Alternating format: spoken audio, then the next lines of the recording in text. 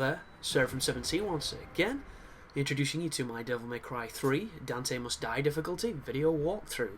This is mission 9 entitled Faded Memories, and this is our first encounter with the Arachne, the bullshit spiders that So the best way to actually kill this enemy when you know what you're doing and you enjoy, consistently winning without taking too much damage is to actually use Artemis, which is the equivalent of the Nightmare Beta on this game. And it's a really damaging gun, but it's difficult to use. And if you're in gunslinger mode, you can kind of spam it and jump around and just try and be evasive as possible. But I don't really like using guns on this game too much, and especially the Artemis, because to me it's not a gun that I enjoy using. And I don't have a solid strategy for the spiders. I never have. There is no guaranteed way of beating them because there's nothing you can do to exploit them except for the gun strategy. So what I try to do, as you can see, is I stay in the pocket with them, I jump to evade their attacks, I try and jump cancel as much as possible, and occasionally I'll go for a real impact, but not always, because you leave yourself really vulnerable. And the spider fights on this difficulty, when they devil trigger, become extremely long and arduous battles, because not only will they do more damage to you, but they just take a beating. And the devil trigger flux doesn't seem to do too much damage to the spiders. There's all sorts of nonsense, and it's just not a very fun fight. So when you come to my videos, especially for this guide, the fights that are going to be the worst are going to be against the spiders and against the fallen, because the two enemies of this game that I've just never mastered. I've never been able to consistently fight them because there's no pattern, there's no real... It's like, I've tried doing the aerial cross jump cancels, and I've tried a lot of stuff, and it just doesn't seem to go my way, 'cause every so often you'll just get hit sloppily, and a lot of the attacks that they have, you can't interrupt them. But once you kill them, you'll get rid of the redness across the door, and it will enable you to move on to the next section.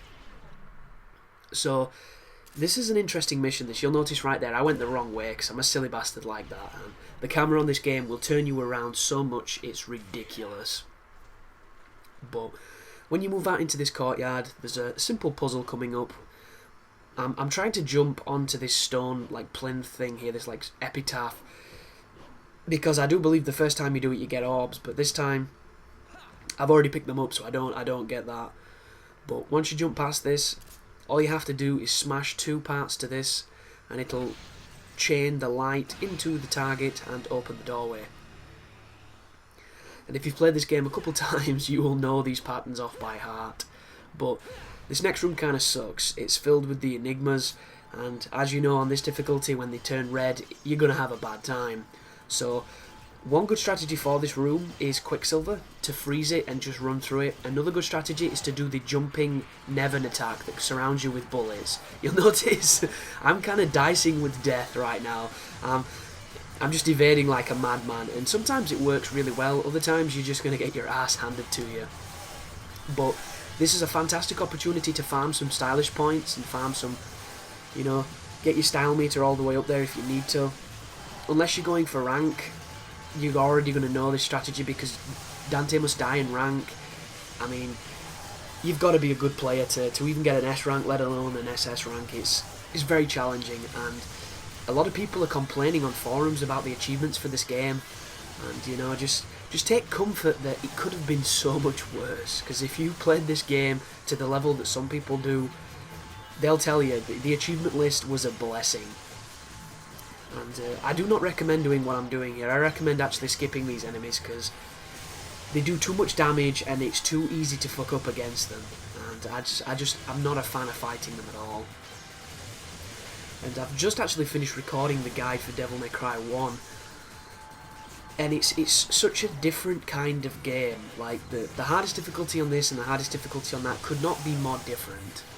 Like the bosses on Devil May Cry 1, you can die in 1 or 2 hits if you get unlucky, and on this game there are a couple of bosses that hit really hard, but for the most, it's not the boss's damage that hurts you, it's the fact that they're a lot more aggressive and they have a lot more life. On the flip side to this, the hardest part about this game on this difficulty is the enemies. It's the rooms in between the bosses.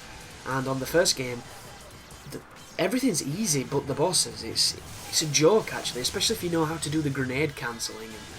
Like the only enemies that are really going to give you any trouble are if they devil trigger, and the first game was so fair about how the enemies devil triggered that they rarely do it, and if they do, you're in trouble, because they they do massive damage, they don't die, and they get really aggressive. But once again, see what I mean? I do not recommend the strategy that I'm doing there. I should have just completely skipped this shit. And yeah, we go from an almost flawless room to my life getting shit stomped really quickly. But just like the first game and with this one, I beat the difficulty without having max life, and you don't need max life to do it. It'll just enable you to take more mistakes. But the mantra that I live by with Devil May Cry is you don't need a lot of life. You should be getting to a point where you can do it without being hit, or you can do it without getting hit too much. That life should be, not important to you at that point. And this correlates with my strategy of never buying healing items, because I look at it like this. If you buy items, you're never going to get better at the game, because every time you start to struggle, every time you start to, have to really test yourself, and test your limits, you're just going to use an item, so the desperation and the intensity of that fight is going to be neutralized, and you're never going to feel, that terrifying moment of it's you or me, I have no life, and I have to play perfectly now. And don't get me wrong, I generally die in those moments. I'm not the dude who plays perfectly with no life. There's a couple of fights on Devil May Cry 1 where I do that, and it's very rare, but I've never been the guy to get through an encounter with no life. And it's one of the reasons I really hate Ninja Gaiden 3, because in their attempt to make the game more modern, more contemporary, and appeal to a wider audience, they've also included some tropes from other games that are not necessary. And when your life gets low, the screen throbs, it makes an annoying noise, it flashes red, and you don't need that when you're playing a game of that caliber. You don't need that in your action game. All you need is your life bar, and if your life bar's on red, you're in trouble. You don't need the screen to be, bucacked with blood and dirt and filth and grime. You don't need that nonsense. And all it does is detract from the experience, and it affects your playstyle, because you're being distracted by bullshit, and I don't like it. But if you're wondering what we're doing here, we're actually trying to find an item. I think it's Ambrosia that's going to open the doorway to the next boss fight. And the next boss fight is going to test you, because it's not like the other bosses of the game. You can't immediately attack her. You have to work down her shield. And it's a concept that you might be foreign to so far, because I don't think any other boss has really needed you to do it except for the hearts. And the hearts themselves, they have life bars, so it's not the same kind of thing. But just keep spamming Nevin, keep doing the bat attack, and hopefully you shouldn't take too much damage coming through these corridors. Be very careful with the rotating blades. They do a lot of damage, and sometimes you'll touch them when you're not even near them. Kinda bullshitty, but what can you do? It is quite interesting though, coming back to this game after beating the first one and playing the first one so much, because there's such different games. They really are. I mean, they look very similar. They play kinda similar. But when you get down to a technical level, excuse me, fuck me, my throat's just decided to die. They play so differently. Like Devil May Cry 1, you're very limited in your move set. There is a select amount of moves, and that's it. There's not a lot of flexibility with it. There's about 4 combos with the sword. Then there's the moves with the sword. They all pretty much include devil triggers, so they don't really count. And then there's the Ifrit gauntlets, which is pretty much the same. You can charge them, but there's generally one combo and a couple of moves. And I think that's the only thing that's bad about the first game, is how limited your arsenal is when you play something like this, where they took it to such a new level. It was amazing. But everything else is worse, I think. And I don't mean this in a hateful way or anything like that. I just mean, I wish Devil May Cry's would have taken what the first game did and just embellished upon it. Because there was so much good things in the first game that didn't ever come back in the others.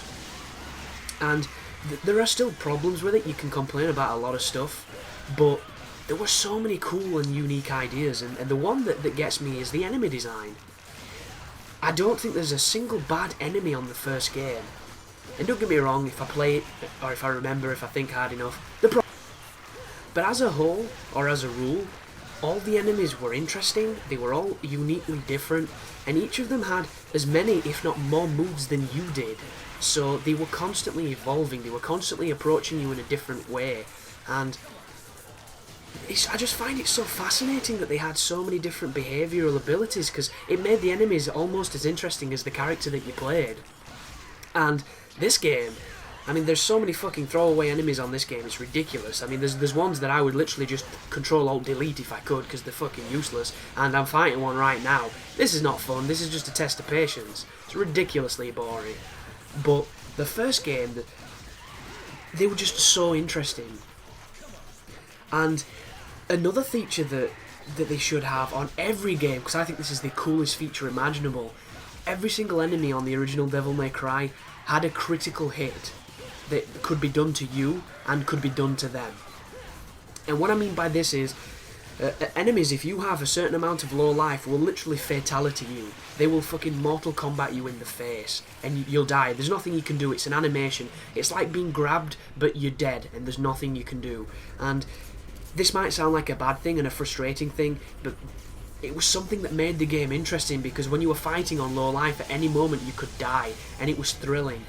And it was kind of like a tightrope, but they completely forgot that, they completely left that behind, and the thing that made it balanced was you could instantly kill any enemy if you knew how to do it. And instantly kill's maybe not the best word, because some of the moves just did massive damage, but every enemy had a technique you could do to them that would do critical damage and almost kill them immediately. And some of them were really challenging to do, and others were less so, but it gave you the opportunity, if you knew how to handle every enemy. And it reminds me of the Onimusha Isen technique, which is one of my favourite techniques of all time, which was, if you had the timing, you could instantly kill anything. And it goes back to the Royal Guard on this, and various other things.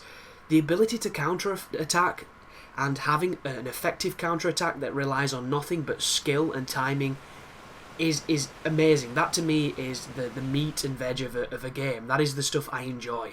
And that is the stuff that a lot of games get very wrong. And a good example of this is Ninja Gaiden 3. Which admittedly, I do bag on a lot, but that's just because it's a piece of shit game. And the online mode, which I do think is very fun, if you counter somebody on online, you should kill them. It should immediately take them down to a critical level so you can finish them off with a Steel on Bone move. It shouldn't just teleport you behind them, that's nonsense. And I know what you're thinking, for balance reasons it'd just be a bunch of people standing there waiting to counter everybody else, but if you know somebody's waiting for a counter, you can exploit that by doing a move that they can't counter, because the heavy attacks can't be countered, or I believe you have to press a different button to counter them. So there are a lot of ways around it. Oh, by the way, do not fight this enemy. The blood goyles are fucking stupid, and they take too much damage when they devil trigger, so just run past them, get to the door, and get immediately to the Nevin fight, which you're going to see in the next video, and you take care now.